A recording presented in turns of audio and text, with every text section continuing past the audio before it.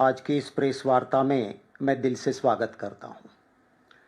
BJP का खेस पहनो, भाई मुक्त भ्रष्टाचार करो, और अगर भ्रष्टाचार करते करते गुनाह करते करते कहीं पकड़े गए तो भाजपा की सरकार है, हमारी सीबीआई है, हमारी पुलिस है, आपको हम मदद करेंगे ताकि आप जेल में नहीं रहोगे। ये सूत्र है भाजपा का। मेरे पास सीबीआई कोर्ट का, दिल्ली की सीबीआई कोर्ट का 2 दिन पहले का, 3 दिन पहले का 15 जुलाई का ये ऑर्डर है। मैं जब एलएलएम कर रहा था, मास्टर्स कर रहा था लॉ में, तब हमारे एक प्रोफेसर ने बहुत अच्छे से एक बात समझाई थी कि कानून की देवी जांच करने नहीं जाती है, कानून की देवी तो तराजू लेके खड़ी रहती है। दोनों पक्षकार है, वो अपनी बात, अपने सबूत, अपने तथ्य, अपनी सच्चाई रखे और जिसका पलड़ा भारी होगा न्याय उनकी फेवर में न्याय की देवी करेगी। भाजपा ने जो इस न्याय की देवी का, इस सूत्र का, इस सच्चाई का भरपूर दुरुपयोग कैसे किया है वो मैं आपको पहले कहना चाहता हूं। अगर कोई गुनाह करता है तो गुनहगार तो इधर उधर की अपनी बात बचने के लिए करेगा। इन्वेस्टिगेशन एजेंसी की जिम्मेवारी है कि सारे तथ्य, सारे प्रूफ, सारे एविडेंस ढूंढ के लाए और न्याय की देवी के तराजू में वो सारे तथ्य रखें ताकि जिसने गुनाह किया है उसे सजा मिले। पर इस भाजपा की सरकार में सीबीआई क्या करती है कि अगर भाजपा का कोई नेता है, भाजपा का खेस पहना हुआ आदमी है और इतना सारा भ्रष्टाचार का प्रूफ आ गया तो केस तो बनेगा, पर जब न्याय की देवी के सामने जाएंगे तो तथ्य नहीं रखेंगे। केस उस तरह से करेंगे ताकि टेक्निकल ग्राउंड पे भाजपा का नेता छूट जाए। मैं आपके साथ ये सीबीआई कोर्ट का 15 जुलाई का ऑर्डर साझा करूंगा। कोर्ट खुद लिखती है कि आपको, सीबीआई को कंप्लेन मिली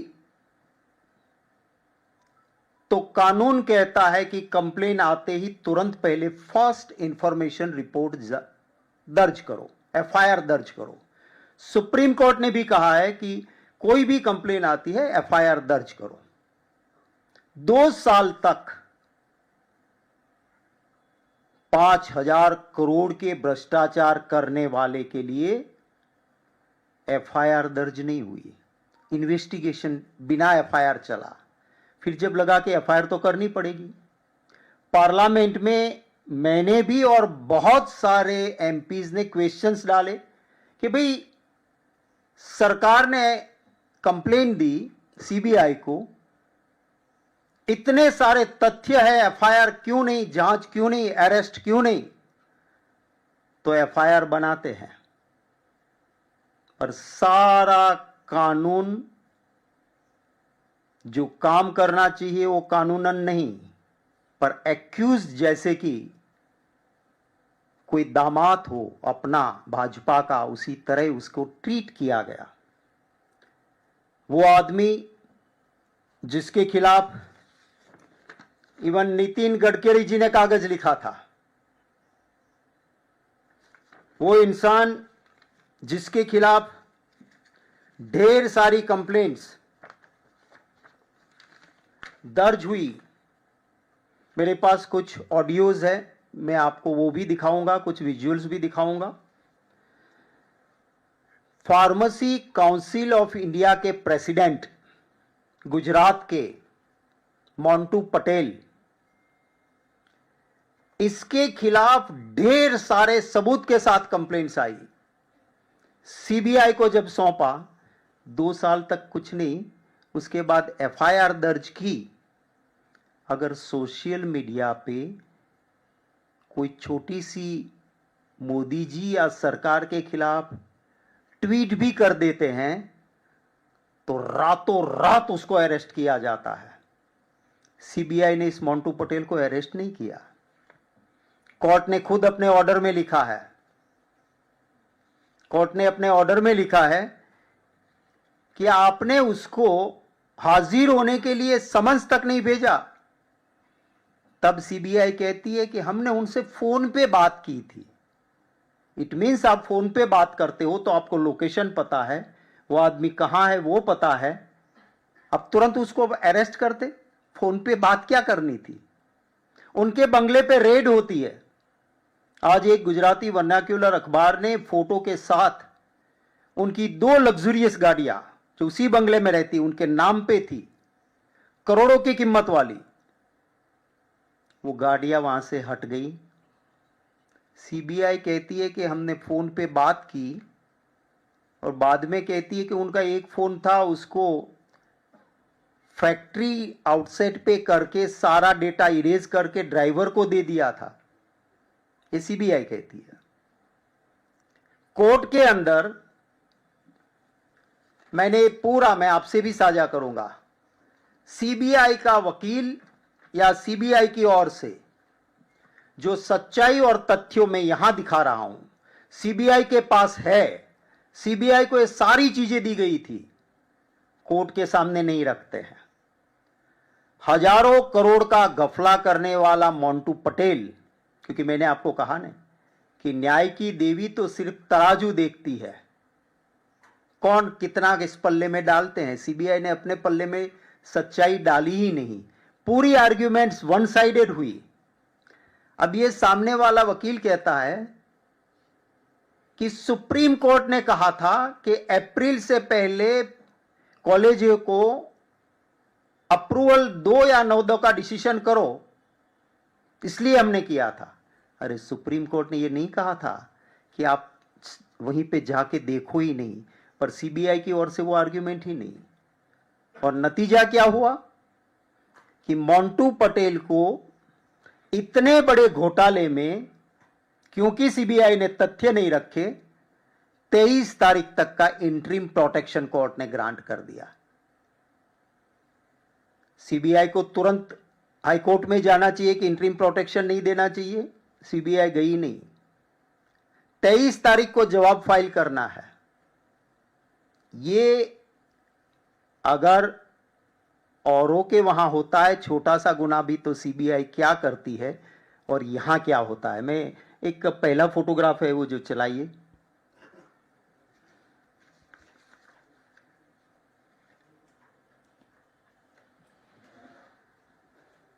ये मोंटू पटेल है और आप देखिए बीजेपी का state in-charge youth development cell, Bharatiya Janata party youth मोर्चा गुजरात और फार्मेसी काउंसिल का चेयरमैन है।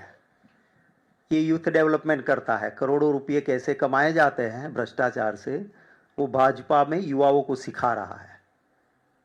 और क्योंकि ये बीजेपी से जुड़ा हुआ नेता है, सीबीआई इतने गंभीर आरोपों में इसके खिलाफ जो करना चाहिए वो नहीं कर रही है।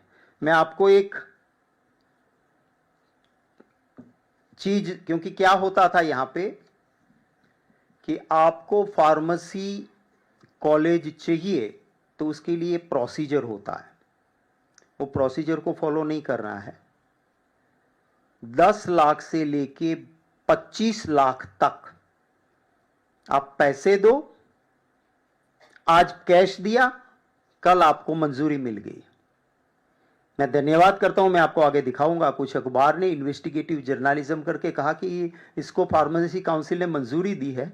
उस जगह पे तो कुछ भी नहीं है।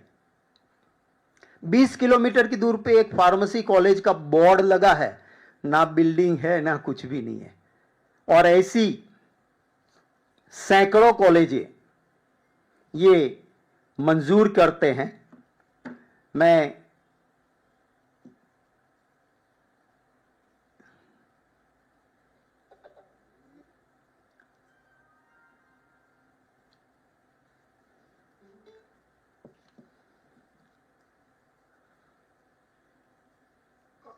सर हाँ जी, आपका महाराष्ट्र का 13 लेगा, 13 कितना?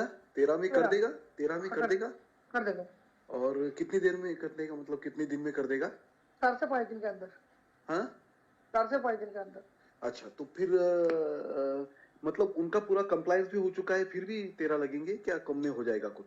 उसका नीचे नहीं लेगा बोल रहे हो? हाँ जी, उसका नीचे नहीं लेगा। उससे नीचे नहीं लेगा। तो जैसे समझो, अच्छा ये 13 में जैसे उनको पहले पैसे कितने देना है, क्या देना पहले है? ही देना पड़ेगा, सब टोटल पैसा पहले ले लेगा। अच्छा, टोटल पैसा तो अकाउंट में दे सकते हैं या कैश ही देना पड़ेगा? Cash, total cash. कैश। ठीक है, मैं सामने बोल देता हूँ कि 13 लाख रुपए लगेंगे। महाराष्ट्र के मतलब वो महाराष्ट्र का कोई भी जिले का, कोई भी तहसील का रहा तो चलेगा ना? कोई भी वो पीसीआई का आईडी से कर देगा, बोल दिया। अच्छा अच्छा अच्छा, ओके ओके। आप कलकत्ता भेज देंगे, पैसे लगा मैं करा दूंगा वैसे। अच्छा, मतलब कलकत्ता भेजना पड़ेगा क्या पैसे? हाँ। ओहो, मतलब यहाँ दिल्ली में नहीं देना पड़ेगा? नहीं, वो कलकत्ता से लेगा। हेलो। अच्छा अच्छा अच्छा, चलो ठीक है, मैं बताता हूँ, सामने वाले को बता देता हूँ, ठीक है?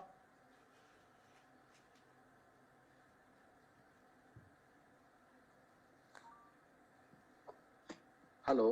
हाँ सर। हाँ सर, हो गया आपका फाइनल? हाँ हो गया है, बोलिए। हाँ, हो गया क्या? तो फिर हाँ जी। आपका आपका कब मिल रहा है आपको परमिशन? मेरे को तो इस सैटरडे को सारे में मिल जाएगा। मतलब सभी कॉलेज या आपने एक ही सभी कॉलेज।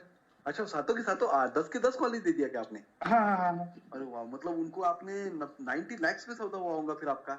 हाँ। अरे बाप रे, तो फिर कैसा आपने रिस्क लिया इतनी 90 लाख की? हाँ। ओहो, तो फिर मैं अभी आपका आने तक रुकूं या फिर मैं भी पहले लग जाऊं काम? वो लोग नहीं, उन लोग वो नहीं, तुम उन लोग है, बोलिए। क्या बोले? मैं बोला मैं आपका सैंक्शन। अच्छा, हाँ मेरे पापा आ जाएगा, आप आ जाइए, इधर आ जाएंगे, पेमेंट कर देंगे, आपका भी हो जाएगा, ठीक है? अच्छा, तो मतलब अब दिल्ली में आ जाएंगे, आप कर देंगे आपका भी काम। अच्छा, दिल्ली तो उन्हीं के पास से संदीप सिंह से ही हुआ क्या सब आपका? 10 नहीं, दूसरे मैं बोल देगा, आपको बोलूंगा, ठीक है? फोन में नहीं बोलूंगा, हो गया है, नाम नहीं बोलूंगा, हो गया है। हाँ, नहीं तो मुझे भी तो पता चले कि आप कहाँ कैसे कर रहे हैं। जैसे अभी सामने थे, हम सामने थे तो बात अलग थी जी। हम पीछे है तो फिर हमको भी तो पता चले कि बंदा जेन्युइन रहेगा नहीं रहेगा। जेन्युइन आप देंगे पे काम होगा, किसी घर जाएंगे ना 2 दिन रुक के। अच्छा, ओके ओके ओके। ऐसे बहुत सारे ऑडियो रिकॉर्डिंग है जिसमें ये सौदा होता है। फार्मेसी काउंसिल का चेयरमैन डायरेक्ट इन्वॉल्व है, उसके सारे प्रूफ हैं। ये सारी चीजें सीबीआई के पास है, ऐसा नहीं कि सीबीआई के पास नहीं है। 2 साल से जांच कर रहे हैं और कोर्ट के सामने कुछ भी नहीं रख रहे हैं। कोर्ट के सामने कह रहे हैं कि साहब ये 5,000 करोड़ का फिगर जो है वो अखबारों से हमने लिया है, हमें ज्ञान नहीं। ये सीबीआई कहती है। क्या कोई इंटेलिजेंट इन्वेस्टिगेशन एजेंसी या उसका वकील सरकार का, आप इस ऑर्डर को देखेंगे, एक चीज भी एक्यूज्ड के खिलाफ पावरफुली रखी नहीं गई ताकि उसको इंटरिम प्रोटेक्शन मिल जाए, एंटीसिपेटरी बेल मिल जाए। अब उसको 23 तारीख तक का इंटरिम प्रोटेक्शन दिया है और कोर्ट ने ये कोर्ट को भी शायद लगा ही होगा, तो कोर्ट ने कहा कि नहीं भी आप डिटेल्ड रिप्लाई 23 को 23 को फिर से हियरिंग करेंगे और तब तक आप सारे तथ्यों के साथ अपना रिप्लाई फाइल करो। अब सीबीआई इसी लिफापोफी करके 23 तारीख को ऐसे ही चलेगी तो इतने करोड़ों का कौभांड करने वाले को बेल मिलेगा। मोदी जी से मेरा सवाल है, आप कहते हैं कि मैं खाता नहीं, खाने देता नहीं और आपके बंदे करोड़ों से कम खाते नहीं, सच बोलने वाले को चैन की रोटी आप खाने देते नहीं। इसको अभी भी बीजेपी से निष्कासित नहीं किया गया, आप ख्याल रखिए। भाजपा का युवा मोर्चा का ये डेवलपमेंट कर रहा है। और उसको अभी भी उसे निष्कासित नहीं किया गया है। यहां जो पीछे एक लगा हुआ है, उसने फार्मेसी काउंसिल के चेयरमैन ने पीएचडी की फर्जी डिग्री ले ली है। ये शुक्ला जी है, शिक्षकविद, उन्होंने अखबार में दिया कि ये एजुकेशन डिपार्टमेंट की गलती नहीं, ये नैतिक भ्रष्टाचार भी है। नेक्स्ट,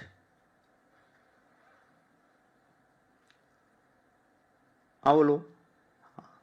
ये 870 pharmacy college without physical checks 13 दिन में 870 कॉलेजेस एक भी जगह देखे बिना पैसा दो, अप्रूवल ले जाओ, कॉलेज है, बिल्डिंग है, स्टाफ है, नहीं है, कोई जरूरत नहीं। 13 दिन में 870। कहीं सुप्रीम कोर्ट ने ऐसा नहीं कहा है कि आप बिना देखे इसको कर दो। वो कहा ऑनलाइन हम अप्रूवल दे देते हैं, माने पैसा दो, पोर्टल पे कहो कि मेरी कॉलेज है, कोई देखने नहीं आएगा, फार्मेसी कॉलेज आपको मिल गई। और फिर आप फर्जी स्टूडेंट से पैसे लेके बिना कॉलेज चलाए उनको डिग्री दे दो। हमारे देश के नागरिकों के हेल्थ के साथ ये बड़ा खिलवाड़ है। जो कॉलेज में गया नहीं, जो पढ़ा नहीं, वो अगर फार्मासिस्ट बन के निकल गया, नागरिकों की हालत क्या होगी। और मोदी जी, मैं अभी उसकी एक स्पीच सुन रहा था थोड़े वक्त पहले कि उसमें तारीफ कर रहे हैं कि गुजरात मॉडल फार्मेसी का वर्ल्ड मॉडल बन गया कोरोना के बाद। भ्रष्टाचार का वर्ल्ड मॉडल बनाया मोदी जी आपने। ऐसे लोगों को आप अभी भी शील्ड कर रहे हो। आपकी सीबीआई, मेरा सीबीआई डायरेक्टर से भी प्रश्न है, आप देखते नहीं हो कि ऐसे ऑर्डर, इतने भ्रष्टाचारी का ऐसा सीबीआई कोर्ट ऑर्डर क्यों कर रही है, इंटरिम प्रोटेक्शन क्यों दे रही है? क्योंकि आपके इन्वेस्टिगेशन ऑफिसर, आपके वकील सच्चाई नहीं रख रहे कोर्ट के सामने। और जैसा मैंने कहा, न्याय की देवी तो सिर्फ तराजू देखती है। आप एक तराजू में अपनी ओर से डालोगे ही नहीं तो दूसरा चोर उसका फायदा ले रहा है। तो ये नेक्स्ट फोटोग्राफ करो। एक जो गुजराती वाला था इससे पहले, इसमें वो एक गुजराती अखबार ने गाड़ियों के नंबर, कौन सा मॉडल और कितने करोड़ की है उसकी डिटेल, जो सीबीआई पहुंचती है बंगले में, तब तक बंगले में थी, सीबीआई आ रही है तो बंगले से गायब कर दी जाती है। माने सीबीआई ने बताया होगा ना कि हम आ रहे हैं, जरा ठीक ठाक सब कर लेना। तो ये है। नेक्स्ट,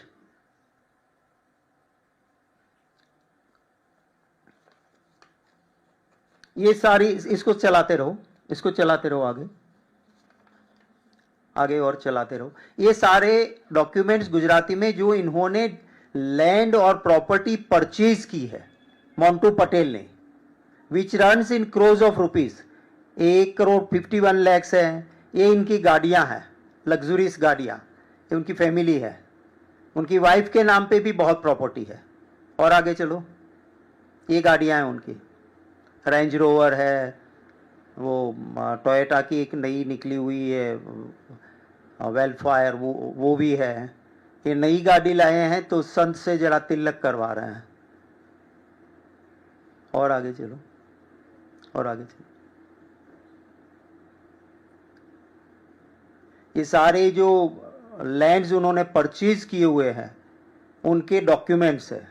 और ऐसा नहीं कि सीबीआई के पास नहीं पहुंचा है, ये सारी चीजें सीबीआई के पास है, पर कोर्ट के सामने सीबीआई नहीं रख रही है ताकि उसको जमानत। ये सारे जो प्रॉपर्टीज परचेज किए हुए हैं उनके डॉक्यूमेंट्स है। ये मोंटू पटेल की परचेज की हुई प्रॉपर्टीज है।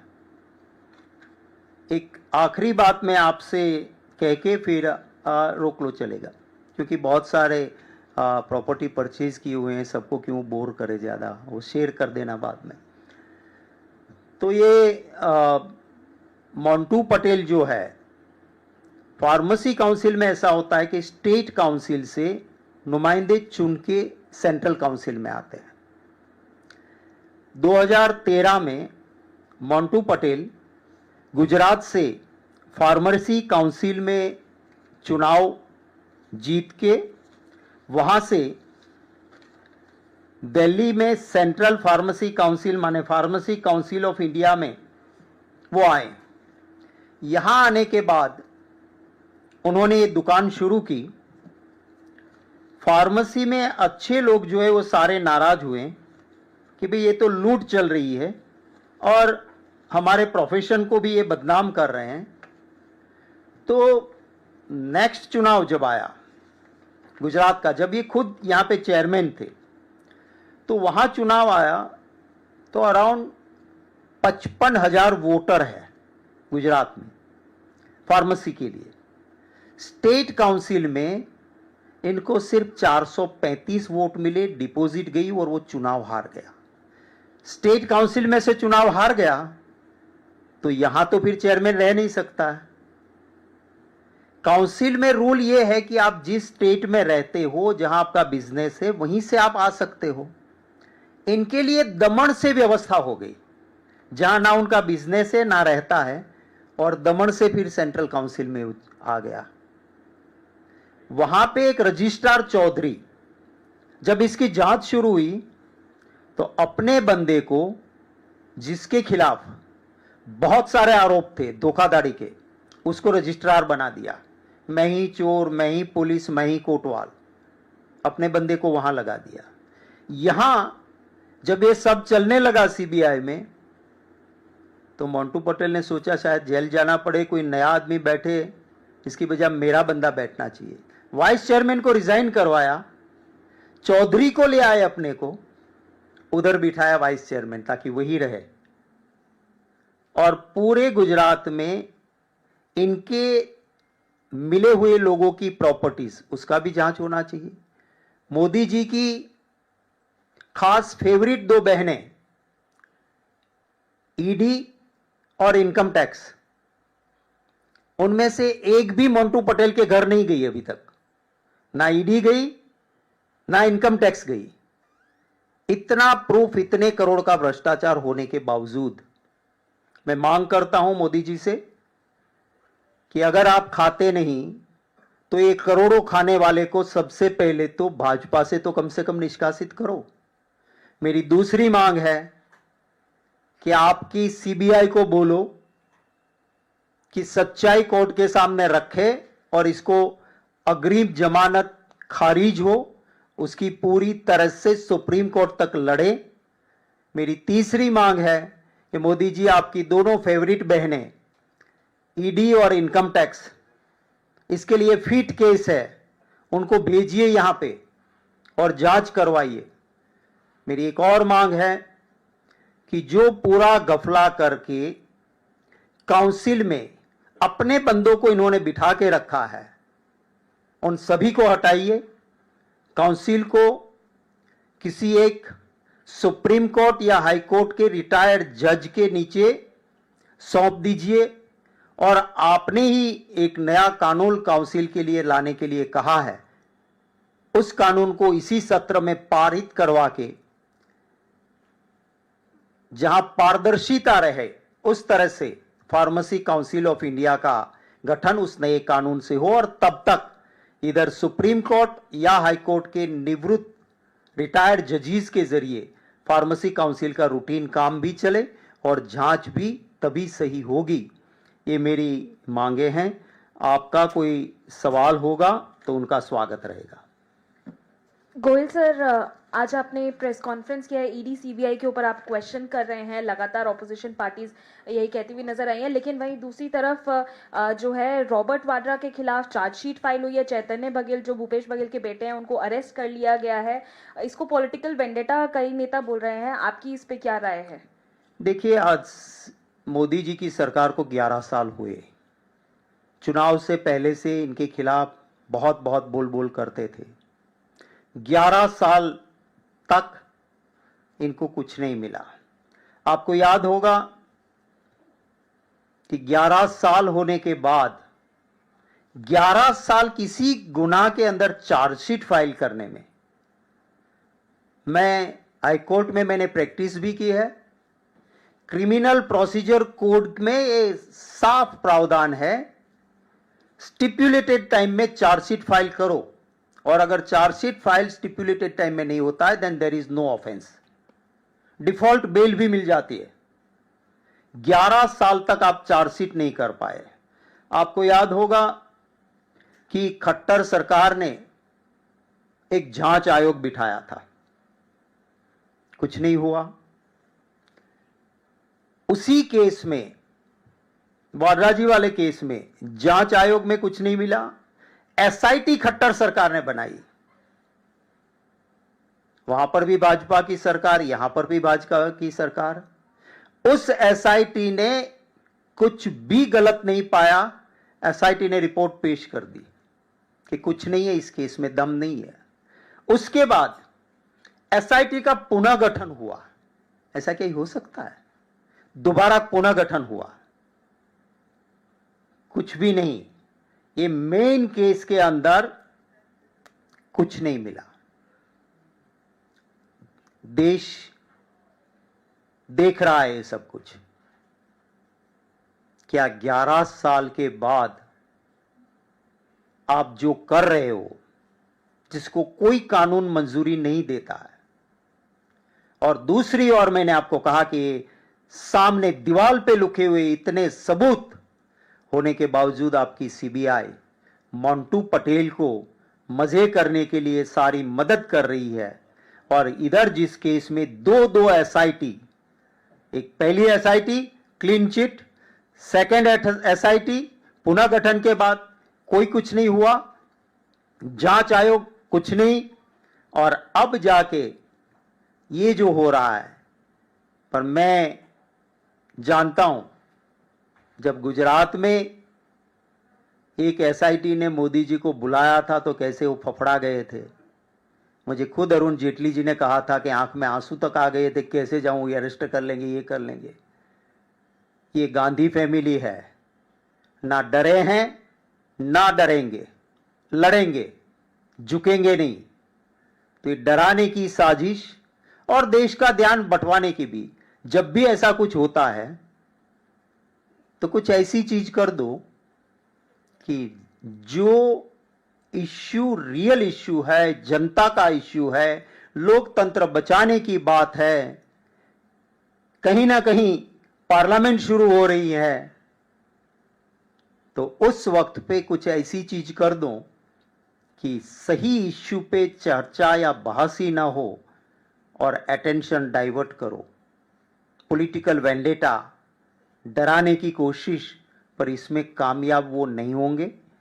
जितना ये करेंगे, ज्यादा प्यार और आशीर्वाद इस देश की जनता का गांधी परिवार और कांग्रेस की ओर बढ़ेगा। प्रियंका गांधी जी जन नेता है, लड़ रही है, लोगों के इश्यू के लिए आंखों में आंख डाल के सरकार को ललकार के पार्लियामेंट में बोलती है। राहुल गांधी जी जनता के इश्यू के लिए सड़क से लेकर संसद तक लड़ते हैं और इनसे ये डरते हैं, इसलिए ये सारी बातें हो रही हैं जिसमें कोई दम नहीं है।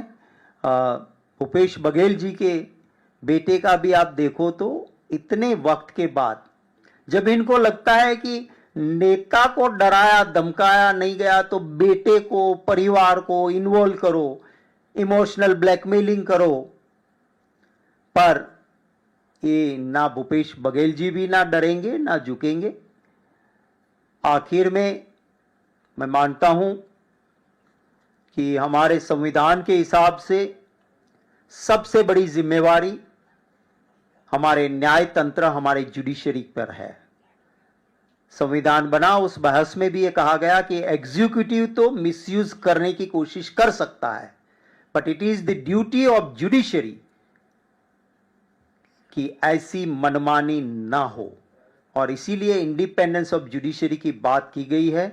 अभी हमारे एक बहुत सीनियर लॉयर दुष्यंत जी ने जो बात की है वो सबके लिए बहुत बहुत ही मायना रखती है।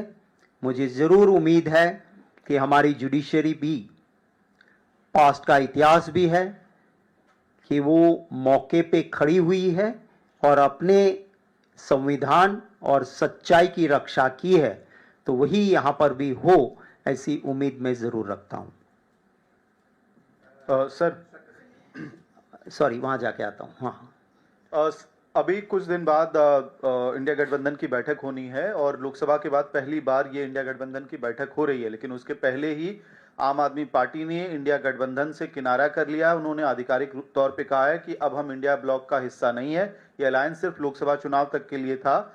इस पूरे बयान को आप कैसे देखते हैं? दूसरा, उनका ये भी तर्क है कि कांग्रेस की लीडरशिप वाली किसी अलायंस का हिस्सा वो नहीं रहेंगे। देखिए, इंडिया गठबंधन के बारे में आप जो डेवलपमेंट कह रहे हो उसका पूरा संज्ञान मेरे पास नहीं है, इसलिए मैं इसके ऊपर टिप्पणी नहीं करूंगा। अगर वक्त आने पर हमारे जो ऑथोराइज लोग हैं, जयराम रमेश जी या वो जिनको कहेंगे, वो आपको ज़रूर इस मुद्दे पे ब्रीफ करेंगे। अभी इसके ऊपर मुझे नहीं लगता है कि मैं कमेंट इस पे कर सकता हूँ। जी। शक्ति सिंह जी, आपने जैसा कि कहा कि जितनी भी एजेंसी है they are dancing on the tune of Narendra Modi ji, ठीक है। कोर्ट कुछ कहता है, एजेंसी उसके उलट काम करती है, ठीक है। आपका ये भी आरोप है कि अलग अलग स्टेट में जो इलेक्शंस होते हैं तो किस तरह से वो वोट्स चोरी कर लेते हैं, किस तरह से वो वोटर्स की संख्या कहीं बढ़ा देते हैं, कहीं किसी की घटा देते हैं, ये सब सारी चीज़ है। इन सारी चीज़ों को एड्रेस करने के लिए आपके पास क्या इफेक्टिव कोई स्ट्रेटजी है?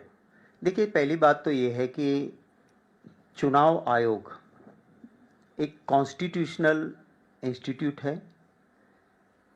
आज़ादी के बाद हमारे देश के लोकतंत्र की बहुत बड़ी इज्जत पूरी दुनिया में हुई। कभी भी चुनाव आयोग पे किसी को शक नहीं हुआ। आपने देखा होगा कि शशांक जी जैसे चुनाव आयोग में थे और पार्टी इन पावर को सबसे ज़्यादा प्रॉब्लम खड़ी करते थे। ये इसलिए होता था कि चुनाव आयोग का गठन करने वाले 3 लोग रहते थे। एक पार्टी इन पावर का लीडर माने प्राइम मिनिस्टर, एक ऑपोजिशन पार्टी का लीडर माने ऑपोजिशन का, दो अलग अलग वॉइस हो गई, और एक इंडिपेंडेंट वॉइस रहती थी चीफ जस्टिस ऑफ इंडिया की। तो बहुमत सच्चाई के साथ होता था क्योंकि तीसरा चीफ जस्टिस ऑफ इंडिया रहते थे। अब सुप्रीम कोर्ट के चीफ जस्टिस को कॉलेजियम से निकाल दिया।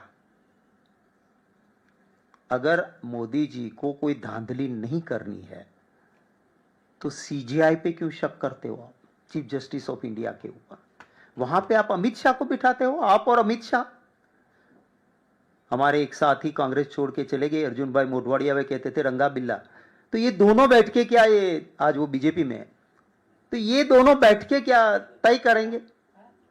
फिर तो बहुमत उनके पास है। माने चुनाव आयोग में 3 के कॉलेजियन में 2 आपके लोग बैठे हैं और आप उन्हीं को बिठाओगे जो आपकी मर्जी से काम करेगा, तो सवाल उठेगा। मैं उम्मीद करता हूं कि ऑनरेबल सुप्रीम कोर्ट भी इसका संज्ञान लेगी और ये जो सारी दिक्कतों की जड़ वो वहीं से है, उसको रिड्रेस करेंगे।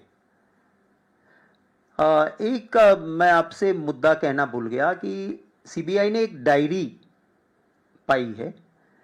उस पर्सनल डायरी में किससे कितना पैसा लिया और किसको दिया है, और मोंटू पर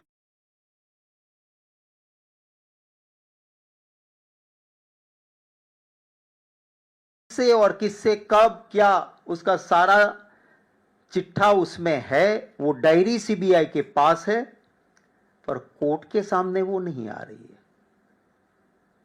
तो ये हकीकत भी ये सच्चाई है। जनता की अदालत में हम ये सच्चाई आपके जरिए रख रहे हैं।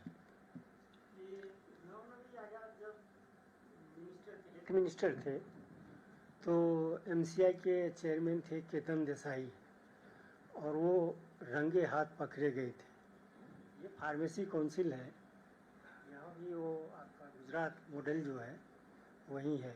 नहीं, ये गुजरात मॉडल नहीं है, मोदी मॉडल है। गुजरात तो गांधी का मॉडल था।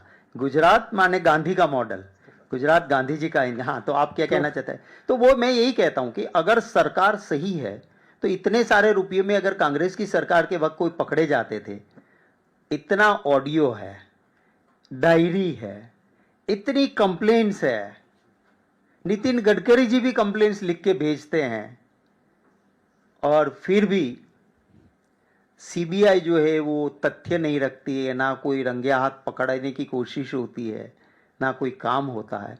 इसीलिए है कि भाजपा का खेस पहनो, भाई मुक्त भ्रष्टाचार करो, भाई भी ने मत रखो, करो भ्रष्टाचार, और खुदा न खास्ता पकड़े गए तो हम देख लेंगे कि आपको कोर्ट से भी कुछ नहीं होगा, क्योंकि कोर्ट में हम आपके खिलाफ पूरे तथ्य रखेंगे नहीं, आपको मिल जाएगा। आपको याद होगा मैंने एक प्रेस कॉन्फ्रेंस वो 24 अकबर रोड से की थी। एक स्कूल की छोटी बच्ची, उसको प्रिंसिपल गाड़ी में लेके जाता है, उसको रेप करने की कोशिश करता है, बच्ची चिल्लाने लगती तो उसका गला घोंट के मार देता है, पर क्योंकि वो बीजेपी की विचारधारा का था।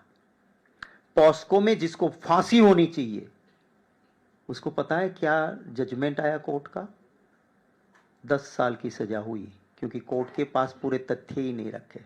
10 साल की सजा माने अपील फाइल करेगा वो, 10 इयर्स में बेल मिल जाएगा, अपील फाइल होगी, अगले 25 साल तक वो केस सुप्रीम कोर्ट तक चलता रहेगा, तब तक ये जेल से बाहर रहेगा, मर जाएगा पर सजा नहीं पाएगा। आपको याद होगा कि जो नीट में मेन एपिसेंटर गुजरात से निकला, उसमें मेन एक्यूज्ड गुजरात का निकला, उसको बेल मिल गई, उसके खिलाफ कैंसलेशन ऑफ बेल की अपील तक फाइल नहीं हुई सुप्रीम कोर्ट तक। तो ये उनके चट्टे बट्टे करते भी है, जब पकड़े भी जाते हैं तो उनको छोड़ दिया जाता है, और जिसके खिलाफ कुछ भी नहीं है, कुछ तथ्य नहीं जिन बातों में, 11 साल तक जिसका एक छोटा सा भी सबूत नहीं निकाल पाए आप, 2-2 एसआईटी कुछ नहीं कर पाई, उसके बाद 11 साल के बाद चार्जशीट फाइल करके, क्योंकि वो गांधी परिवार से जुड़े हैं, आप परेशान करने की कोशिश करते हो। ये लोकतंत्र नहीं है। जनता जनार्दन देखती है। इंदिरा गांधी जी को भी बहुत परेशान किया था, पर इसी देश की जनता ने आशीर्वाद देके उनको शासन में बिठाया था। जितना ज्यादा करेंगे, लोगों का आशीर्वाद कांग्रेस को और ज्यादा मिलेगा, गांधी परिवार को और ज्यादा मिलेगा। Thank you.